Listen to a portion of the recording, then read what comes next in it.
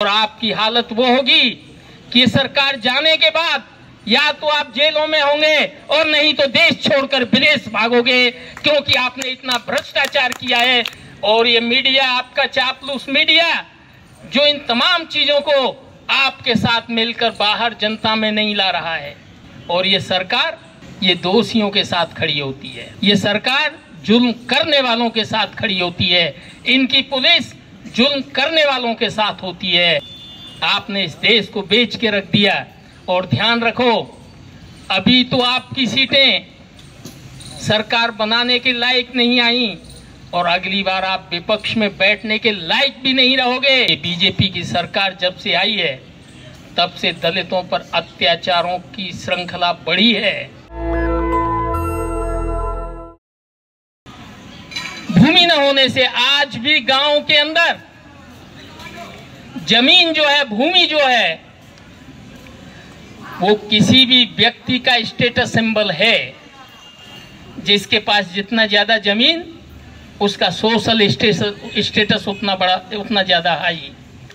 और जिसके पास जमीन नहीं, उसका गांव के अंदर कोई स्टेटस नहीं है। तो हम ये मांग करते हैं कि सबसे पहले देश के अंदर जमीन का बंटवारा होना चाहिए।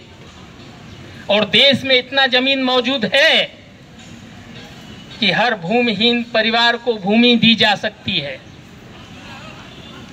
बशर्ते कि सरकार की नीयत ठीक हो, विल पावर हो। सरकार चाहे तो ये सब हो सकता है। और ये जमीन जब तक नहीं बटेगी तब तक आप कहते रहिए कि देश में खेत मजदूर नहीं है, आप कहते रहिए कि खेत मजदूर दूसरे कामों में चला गया है।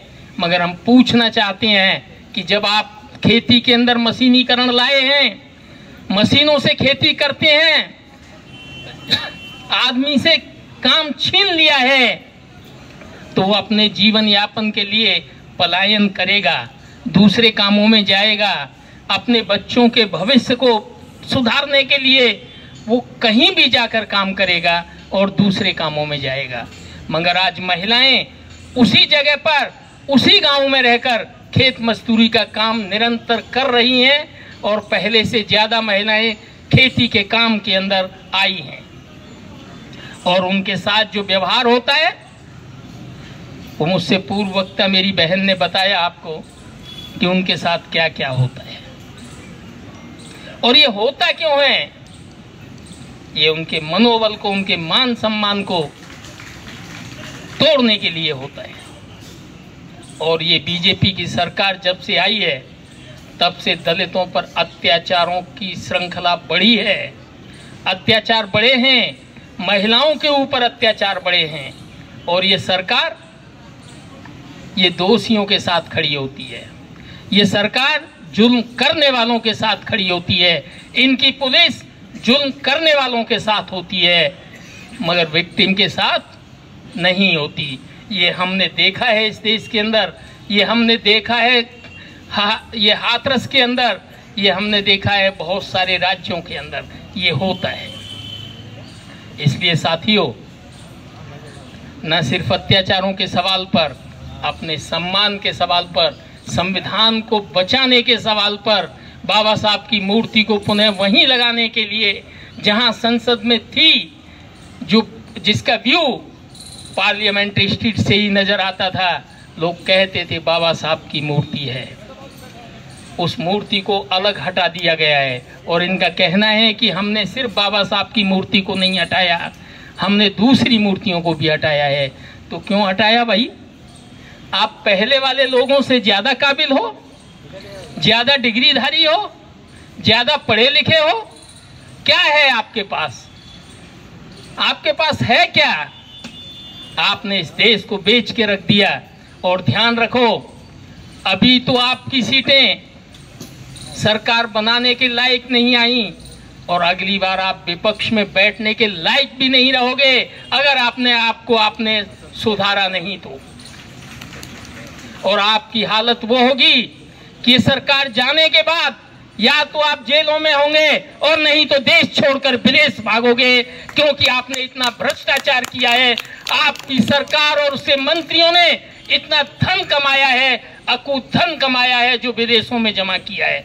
और ये मीडिया, आपका चापलूस मीडिया, जो इन तमाम चीजों को आपके साथ मिलकर बाहर जनता में नहीं ला रहा है। ये देश का पैसा जा कहां रहा है? कहते हैं देश तरक्की कर रहा है, आदमी की पॉकेट में पैसा नहीं, उसके बच्चों के लिए काम नहीं, उसके लिए काम नहीं, खाने के लिए 2 वक्त की रोटी भी मुनासिब है। हाँ, एक काम आपने किया है कि गंभीर भूखमरी की गरीबी से आपने लोगों को बचाया है, ये 5 किलो अनाज देकर। अगर मनरेगा नहीं होता और 5 किलो अनाज नहीं मिल रहा होता तो इस देश में भूखमरी इस कदर होती कि लाशें इस कदर बिछी होती कि शमशान में भी जगह नहीं मिलती। वो हालत आपने इस देश की है। इसलिए दोस्तों, अंत में ये कहते हुए, समस्याएं बहुत हैं और अंबेडकर साहब ने कहा था, शिक्षित बनो, संगठित हो, संघर्ष करो। ये सभी दोहराती हैं। बाबा साहब अपने जमाने में जो कर सकते थे वो सब कुछ करके गए, मगर आज आपकी बारी है, आपको करना है। आप क्या कर सकते हैं समाज के लिए और देश के लिए, वो आपको सोचना है। सिर्फ बाबा साहब करने से भी काम नहीं चलेगा। उनकी जो जिम्मेदारियां थीं, उनकी जो कुव्वत थी, वो अपनी कुव्वत के हिसाब से करके गए, मगर आप कब तक जाति और बिरादरी के नाम पर, धर्म और मजहब के नाम पर आपस में लड़ते रहोगे? ऊंच और नीच के साथ, नीच के नाम पर आप कब तक लड़ते रहोगे? इसलिए आप संगठित हो, संघर्ष करो, और तब तक संघर्ष करो जब तक कि अपने उद्देश्य पर जीत हासिल न कर लो।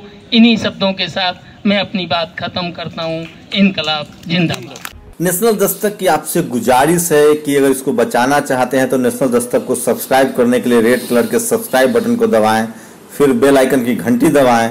नेशनल दस्तक को बचाने के लिए बहुत जरूरी है कि हर खबर को शेयर करें, लाइक करें, कमेंट जरूर करें।